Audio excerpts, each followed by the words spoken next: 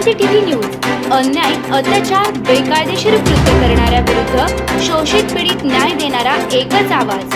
Shivkranti TV Dinbandhu news. संपादक सत्यशोधक शंकरराव लिंगे.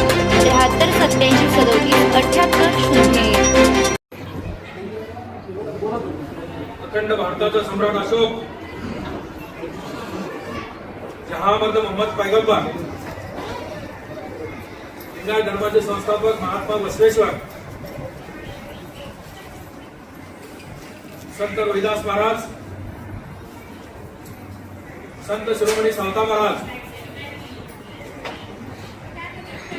संत कबीर, संत तुकाराम महाराज, जाणता राजा छत्रपती शिवाजी महाराज, राष्ट्रपिता महात्मा ज्योतिराव फुले, लोकराजा छत्रपती शाहू महाराज, विश्वरत्न डॉक्टर बाबासाहेब आंबेडकर, राष्ट्रसंत गाडगे बाबा, अण्णाभाऊ साठे, स्त्री शिक्षणाची आई सावित्रीबाई फुले, प्रथम मुस्लिम महिला शिक्षिका फातिमा शेख, रमाई भीमाई यांना मी प्रथम वंदन करतो. सावित्रीबाई फुले यांच्या 195व्या जयंतीनिमित्त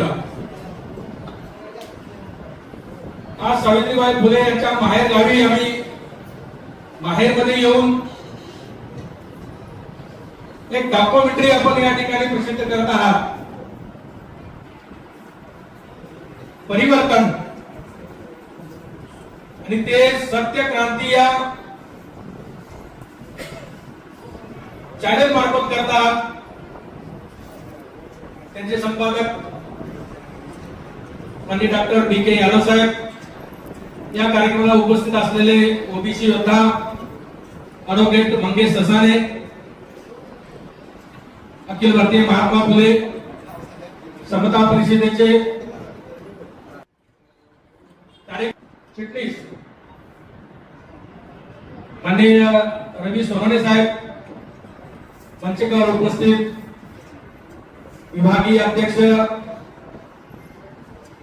नेवसे साहेब, तिरंगा टाइम्स से शिवाजीराव भोसले साहेब, भागवतच्या ताई आहेत, अजून सर्वांचे नाव जर आम्हाला घेऊन कठीण जाते तरी पण इथल्या सरपंच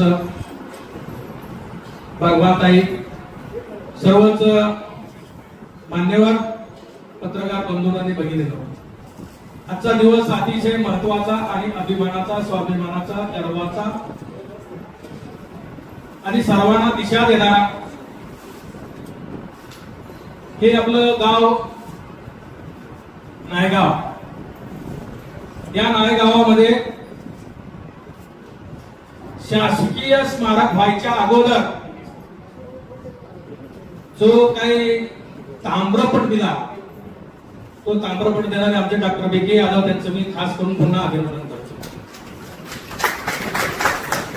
माणूस म्हणतो की काय ताम्रपट घेऊन आलाय का काय, तर हे ताम्रपट देण्याचा उद्देश त्याच्या पाठीमागचा निरंतर हे त्याचे विचार राहण्यासाठी हा ताम्रपट होता. आणि सावित्रीबाई फुले यांची स्मृती शताब्दी जो कार्यक्रम झाला, तो देश पातळीवरचे सर्व फुले प्रेमी बोलवून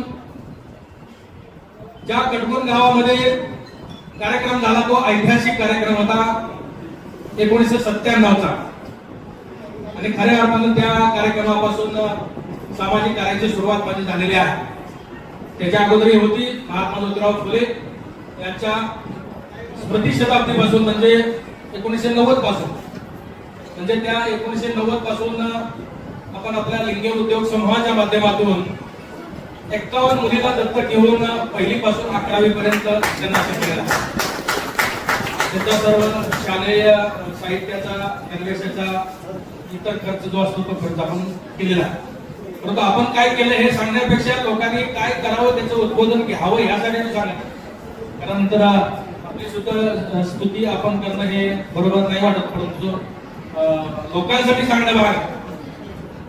त्यानंतर 1998 पासून संत शिरोमणी सावता महाराज संजीवन समाधी तीर्थक्षेत्र आरण या ठिकाणी 8 सलग सामुदायिक विवाह घेतले.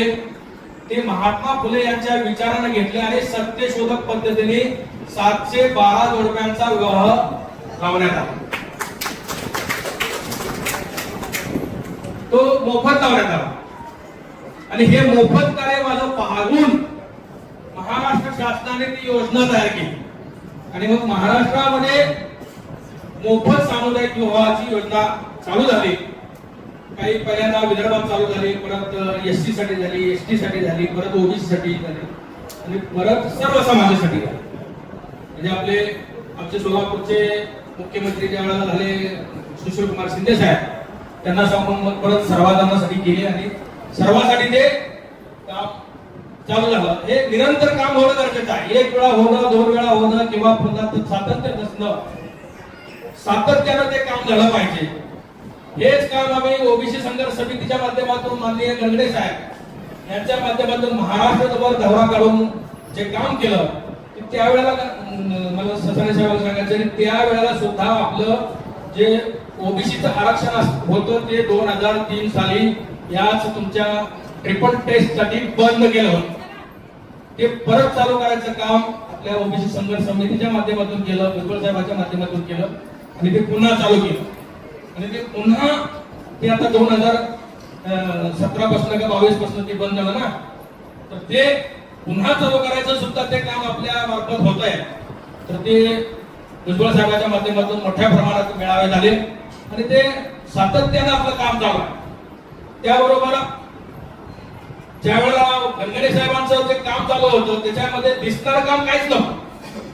आम्ही 400-500 लोक कमावायचो, परंतु लाखो लोक जे काम करत नव्हते ते आम्ही काम करून दाखवले. ते महत्वाचं काम जे आहे ते 2004 पर्यंत, म्हणजे देश स्वतंत्र झाला 1947 ला, 2004 पर्यंत आपल्या विद्यार्थ्यांना शिष्यवृत्ती मिळत नव्हती ओबीसी.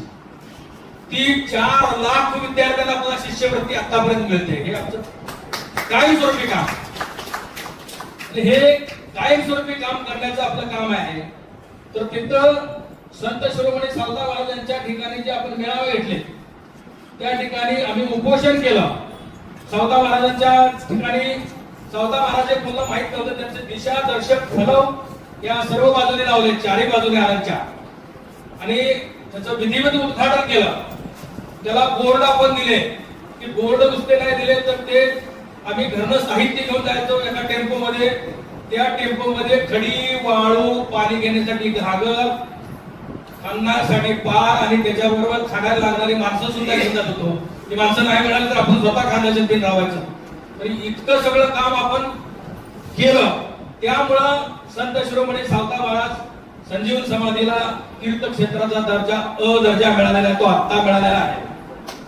भले कोणी आमचं नाव घेत नसेल, परंतु ते आम्हीच तिथं प्रकाशात आणलं. हे गावातल्या कोणत्याही आरणच्या गावच्या लोकांना विचारलं तर ते सांगू शकते. एवढ्या मोठ्या प्रमाणात लाखो लोकांचे मेळावे त्या ठिकाणी झाले. त्यावेळेला प्रभावित होऊन मग परत गोपीनाथरावजी मुंडे साहेब यांनी तिथं मेळावा घ्यायला सुरुवात केली. पहिल्यांदा माझ्या मेळावे झाले, मग गोपीनाथराव मुंडे यांनी ती सुरुवात केली आणि गोपीनाथराव मुंडे साहेब आणि प्रमोद महाजन एक दिवशी माझ्या गाडीच्या पाठीमागे लागले. त्यांची गाडी मागं आणि माझी गाडी पुढे सफारी गाडी होती. सफारी गाडीवर आपल्याला स्पीकर लागले होते. कुठे बी उभा केला का स्पीकर लावायचा, तिथं माझं भाषण चालू, गाडीतच सगळं सांगितलं. तर ते पाठीमागे लिहिलं महाराष्ट्र माळी महासंघ जिल्हा अध्यक्ष शंकरराव लिंगे कोण्यामधून मागण्यासाठी ते पायलट गाडी त्याची यायची, पुढे मला हात खाली करायची आणि मी साईडला गेलो तर ते पुन्हा पुढे थांबायला जाऊ तर मी मागे पुन्हा पुढे जायचं. माझी सफारी असल्यामुळे ते पुन्हा पुढे जायचं. असं जवळजवळ पुण्यापासून यवतपर्यंत चालणार. मग यवतला त्या साहेबांनी सांगितलं की मग तुला थांबायला सांगितलं साहेबांनी. सोलापूरला मला भेट पण सांगितलं आणि त्यानंतर मला 1999 ला गोपीनाथरावजी मुंडे साहेबांनी बोलवून या भाजपचं विधानसभेचं तिकीट दिलं. म्हणजे इतकी ताकद आपल्या या संघटनेमध्ये असते किंवा चळवळीमध्ये असते. त्या चळवळीच्या माध्यमातून आता जे बीजेपीला एवढं मोठं स्थैर्य आलेलं आहे तर त्यावेळेला कुणी माणूस सुद्धा त्याला उभा राहायला मिळत नव्हता. त्यावेळेला आम्हाला हुडकत आणून तिथे उभा केलेला. म्हणजे आपल्याला सांगायचं, आपण काम केलं तर ते लोक हुडकत येतात, एवढंच मला सांगायचं आहे. तुमच्या संघटनेमार्फत तुम्ही जर चॅनल चालू केलेला आहे, हे अतिशय महत्वाचं आहे. आणि सदाने साहेबांनी सांगितलं की आता ती संस्कृती वाचायची गेलेली आहे, ऐकायची संस्कृती आलेली आहे. कुणी कुणाचं ऐकत नाही, परंतु टीव्हीवरचं ऐकतंय, चॅनलवरचं ऐकतंय. ते सांगून आपल्याला प्रचार करण्यासाठी अतिशय महत्वाचं काम आहे. माझं स्वतः सुद्धा चॅनल आहे. त्या चॅनलचं नाव आहे शिवक्रांती टीव्ही. सत्यक्रांती केली तर आमची शिवक्रांती आहे, परंतु त्याचा संपादक जो आहे तो मी स्वतः आहे, सत्यशोधक शंकरराव लिंगे. म्हणजे सत्यवाद त्याच्या पाठीमागे आहेच. त्याच्याबद्दल म्हणजे डॉक्टर साहेबांनी जरी सत्य चॅनल काढला असेल तरी माझं सत्यशोधक म्हणून नावच आहे कायमस्वरूपी. तर सावित्रीबाई फुलेंनी जे काम केलेलं आहे, ते काम हे नायगावचं काम आणि या मुलींच्या शिक्षणासाठी जो पाया रचला तो सावित्रीबाई फुले यांनी रचलेला आहे. आणि ती मग आपलं भिडेवाडा, या भिडेवाड्यासाठी कितीतरी आंदोलन आम्ही केली. पहिली सुरुवात आंदोलनाला मोठ्या प्रमाणात 1 जानेवारी 2014 केलेली आहे आणि ती अखिल भारतीय माळी महासंघाच्या नावावर विधिवत केलेली आहे. भिडेवाड्यापासून फुलेवाड्यापर्यंत वाजत गाजत आम्ही सगळे आलेला आहे. मग नंतर 14 नंतर 15 झाली, 16 झाली, त्यानंतर अनेक संघटना आल्या, अनेक संघटनांनी त्याच्यामध्ये हातभार लावला आणि आता जे स्मारक होतंय त्याला 200 कोटी रुपये मंजूर झाले आणि ते सगळं श्रेय आपले छगनरावजी भुजबळ साहेब यांना जात. त्यांनी सगळ्या योग्य रीतीने काम करून ते हाताळलेलं आहे. तर दुसरं ते सावित्रीबाई फुले विद्यापीठ, म्हणजे पुणे विद्यापीठाचं नाव बदललं, नाव विस्तार केला आणि सावित्रीबाई फुले पुणे विद्यापीठ केलं. परंतु मला आज सावित्रीबाई फुले यांच्या जन्मदिनी खास ससाने साहेबांना सांगायचं आहे की हे आंदोलन तुम्हीच करू शकता, आम्ही बाहेर येऊन करू शकत नाही. आंदोलन असं आहे की सावित्रीबाई फुले यांचं नाव पुणे विद्यापीठाला दिलेलं आहे, परंतु त्याचा जो लोगो आहे तो लोगो विषमतेचं प्रतीक हे शनिवारवाडा आहे, ते बदलून समतेचं प्रतीक फुलेवाडा वापरलं पाहिजे याची मागणी. काम अवघड आहे, परंतु nothing is impossible in the world, everything is possible. केल्याने होत आहे ते आधी केलेच पाहिजे, त्यासाठी कठोर परिश्रमास पर्याय नाही. आपण कठोर परिश्रम केला तर ते नाव बदलणार. आतापर्यंत 2-3 वर्षात, 4 वर्षात, 5 वर्षात नाव ते गेलं का पुढे. तर त्यासाठी आंदोलन करणं अतिशय गरजेचं आहे, ही माझी महत्वाची मागणी आहे. त्या सावित्रीबाई फुले, महात्मा फुले यांचे अनेक स्मारक आहेत, त्यापैकी एक स्मारक आहे कटगुंचं स्मारक आहे. त्या स्मारकावर आम्ही 1997 ला पहिला कार्यक्रम घेतला देश पातळीवरचा. परत इथलं जे स्मारक आहे खानोडीचं स्मारक आहे, ते स्मारक प्रकाशित आलं पाहिजे आणि त्या स्मारकातून महात्मा ज्योतिराव फुले यांचे शेतीविषयक जे विचार आहेत त्यासाठी त्या ठिकाणी आता सावित्रीबाई फुले यांच्या नावानं जे अध्यापन वर्ग इथे झालेले आहे, तर त्याचाच एक पार्ट करून त्या ठिकाणी शेती अध्यापन वर्ग किंवा कृषी विद्यापीठ विद्यालय अशी त्या ठिकाणी काढली पाहिजे आणि सर्वांना समावेशक असं महात्मा ज्योतिराव फुलेंची जी स्मारक आता होत आहे त्या स्मारकामध्ये मुंबईला सुद्धा स्मारक झालं पाहिजे. कारण मुंबईमध्ये सावित्रीबाई फुलेंनी इतकं काम केलेलं आहे की ते कुणाच्या बघण्यामध्ये माझ्या दृष्टीनं नाहीये. एक महत्वाचं काम आहे की महात्मा ज्योतिराव फुले यांच्या निधनानंतर सावित्रीबाई फुले यांना घरापासून जो अग्नी घेऊन जायचा होता, टिटवं घेऊन जायचं होतं, कुणीही त्याच्या भोवतीतलं किंवा कुणी पुढे आलं नाही. कारण महात्मा फुले आमच्यासाठी काय केलं नाही आणि आमच्यासाठी काय ठेवलं नाही. तर त्यामुळे सावित्रीबाई फुलेंनी क्रांतिकारक जे काम केलं होतं ते टिटवी धरून स्मशानभूमीमध्ये जाऊन महात्मा ज्योतिराव फुले यांना एका स्त्रीनं अग्नी देण्याचं जे काम केलेलं होतं ते ऐतिहासिक असं मोठं काम सावित्रीबाई फुले यांनी त्यावेळेला केलेलं आहे. सावित्रीबाई फुले यांनी महात्मा फुले यांच्या निधनानंतर मुंबईमध्ये 1892 ला दंगल झाली, जातीय दंगल, फार मोठी दंगल झाली आणि त्या दंगलीमध्ये फार मोठं नुकसान झालं. तर सावित्रीबाई फुले मुंबईला गेल्या मुंबईला गेले आणि सत्यशोधक लोकांची सगळे नारायण मेघाजी लोखंडे वगैरे त्यांच्या माध्यमातून मिटिंग लावली आणि मिटिंग करून त्यांनी तिथं सर्व झोपडपट्टीत सगळं शांतता कमिटी निर्माण केली आणि शांत कसं वातावरण होईल यासाठी भायखळ्याला जी मिटिंग घेतली, भायखळ्याला जी रॅली घेतली, ती 60,000 लोकांची रॅली होती. त्यावेळेला मुंबई फक्त 6 लाख लोकांची संख्या असलेली मुंबई होती. 60,000ची रॅली घेतली. तुम्हाला इतिहासामध्ये नोंद करण्यासारखी जी गोष्ट आहे ती सावित्रीबाई फुले यांनी ती शमवलेली दंगल परत 100 वर्ष मुंबईत दंगल झाली नाही. 100 वर्ष एवढं मोठं काम सावित्रीबाई फुलेंनी केलेलं आहे. ती 1992 दंगल झाली परत मुंबईमध्ये. 100 वर्ष दंगल झाली नाही. त्याच्यावर अध्यापन करण्यासारखं फार मोठं काम आहे की सावित्रीबाई फुलेंनी ते काम केलेलं आहे. सावित्रीबाई फुलेंनी 1896 ला पहिल्यांदा जी ती प्लेगाची साथ आली मुंबईमध्ये, या सत्यशोधकाला एकत्र करून किंवा पुन्हा कमर्शियल कॉन्ट्रॅक्ट कंपनीच्या माध्यमातून सगळे एकत्र करून तिथं दवाखान्याचा कॅम्प काढला आणि सगळ्याला औषधोपचार करायचं काम केलं. त्यामध्ये नारायण मेघाजी लोखंडे यांचं निधन झालं.